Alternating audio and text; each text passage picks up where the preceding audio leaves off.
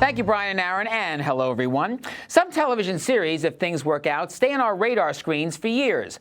Now, writer-producer Alan Ball has had a pair of series work out that way over the last 15 via HBO, 6 Feet Under and True Blood. His current series is Banshee, which, while not registering as big a radar blip as 6 or True, has a faithful crowd. On this April Fool's Day Friday, one last chance to join the faithful begins when Cinemax launched its 4th and final Banshee season. If you're not familiar with the series, here's the big clip. Anthony Starr plays Lucas Hood, a Banshee, Pennsylvania town person you can call a wolf in sheriff's clothing. The past has kept you locked up. I can't live that way anymore. I gotta know that I can trust you. You knew the risk. I still have so much to lose. We all do. The life that you're choosing, it ends one way.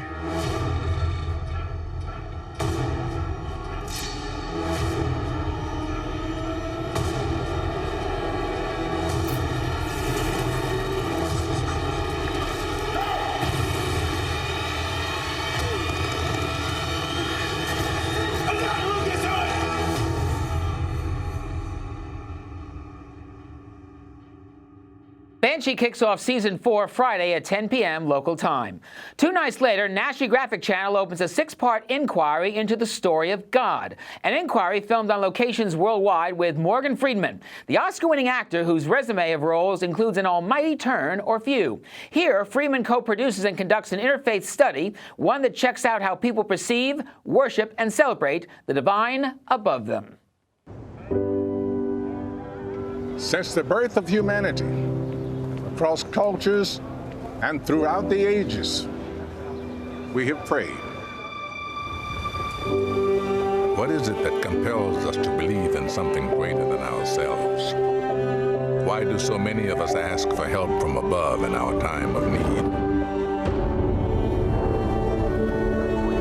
And why do even non-believers find a prayer on their lips from time to time? I want to understand this instinct, which unites us all. Join me on a journey through history, science, and belief to discover the heart of the human condition and tell the story of God. It's going to be quite a ride. The Story of God with Morgan Freeman. Coming soon, only to National Geographic.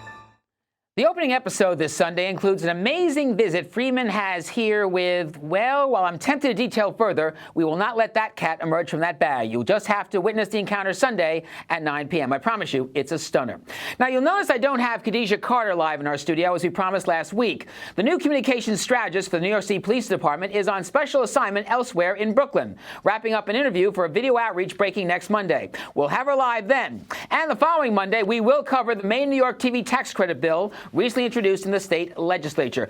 Brian and Aaron, a couple quick points about the same we had before this one. First of all, congratulations to Allison Brooklyn Tech for doing what they're doing. I hope it becomes a smart TV and a smart TV device app, and Samsung should make sure that happens if it wins. Secondly, other smart TV device makers or smart like Vizio, Vizio, Roku, Apple TV should do similar contests like what Samsung is doing. And third, this is more evidence that Mayor de Blasio, the New York City Economic Development and other folks should definitely make a big effort to get smart TV apps and smart TV devices made by app developers here in Brooklyn and also in the rest of New York City. Because this is the kind of life-saving app that really should be part of somebody watching a smart TV or smart device. It's happening right at hashtag BTHS.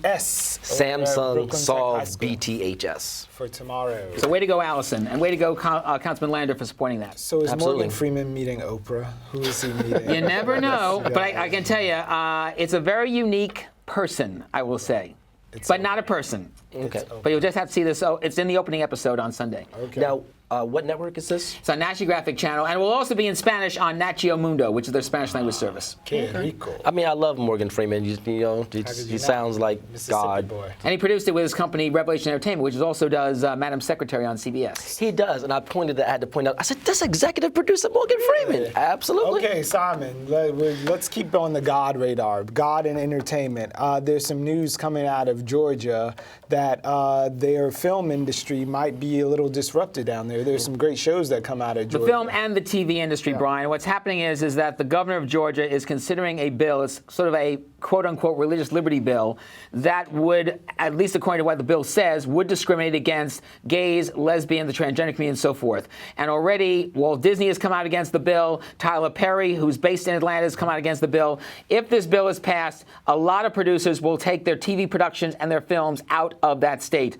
North Carolina is also considering, I understand, a similar bill. It'll be interesting to see, by the way, tomorrow, it's going to be Wednesday, when Discovery Communications, which runs Oprah Winfrey Network, which Tyler Perry's shows are on, has anything to say about the bill. But if the governor does pass it, it could be very detrimental for a lot of TV shows that are based there, including The Walking Dead from AMC. There are other shows that are produced also for other networks. There are shows that are being considered to be produced there as well, not just by cable networks, but by likes of Netflix and Hulu and so forth. So this could be detrimental. It's all up to the governor whether or not he signs it. So if Georgia goes the wrong way, New York is a great place to film your series. Absolutely. All those people that went down there will be coming back. Or Now, going to New Orleans. I don't want to change the seriousness of the conversation, but I'm a really big fan of Banshee. Why is this the final season?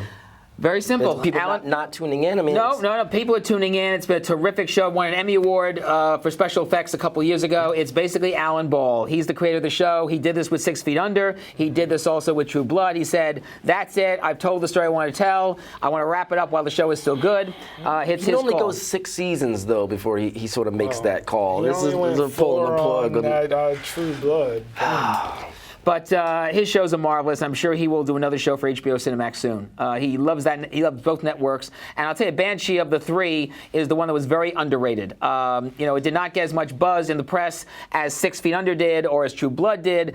But the acting, the work, the production work, you mentioned before we went on that the fight scenes are some of the best on television, next to Daredevil. And it was very well. Greg Yatanis, by the way, who was the director, was on my show, Tomorrow Be Televised, when Banshee was in season 1, season 2. He is already working on a new series for Netflix. Awesome. Well, congratulations to Anthony Starr, because he's just an amazing So we have amazing about talent. a minute left. I'm going to ask you the most unfair question of the day. You said Banshee was one of the most underrated series, especially from Alan Ball. What do you think is the most overrated series on TV or streaming today, where just everybody's bandwagoning and you just think that Emperor is naked? Oh boy, that's tough. There's so much good stuff on. I'll tell you one show I think is a little overrated on the unscripted side is Christy Knows Best on USA. I'm not into that show as much as other people are. Yeah. But I have to give. But USA has found a gold mine with that show because Christy's going to be doing some other things for USA, and it's pretty popular. It gets more and more popular each year. By the way, coming up on Tomorrow Be Televised later today, we've got Nelly Chaidez, who's the executive producer of Hunters. We have the people from the Powerpuff Girls. 1 week from today, Cartoon Network brings that back. 20 years ago, that show happened. And Friday, for April Fool's Day, we've got Ben Glebe, the host of Idiot Test on GSN, which is coming back for season 3 next month, and he's also doing a political special that'll be on GSN later in the spring. Very cool. So that's all coming up on our show. Well, I'm excited. Well, we've got our homework in front of the And the TV. Powerpuff Girls, by the way, tomorrow is 2 o'clock. All the good It's shows 1 are hour going earlier. off. I need some new shows. I'm going to have to follow Simon or something. Yeah. Give me some suggestions. Powerpuff Girls, by the way, episode we're doing tomorrow with the creator, Nick Jennings and Bob Boyle, the executive producers. That will be on 1 hour earlier than normal. So we'll be on 2 o'clock and 11 o'clock on the West Coast on Blog Talk Radio for the Powerpuff Girls tomorrow. Looking forward to that. All right. Well, be sure to tune in tomorrow. We'll be televised. Yes.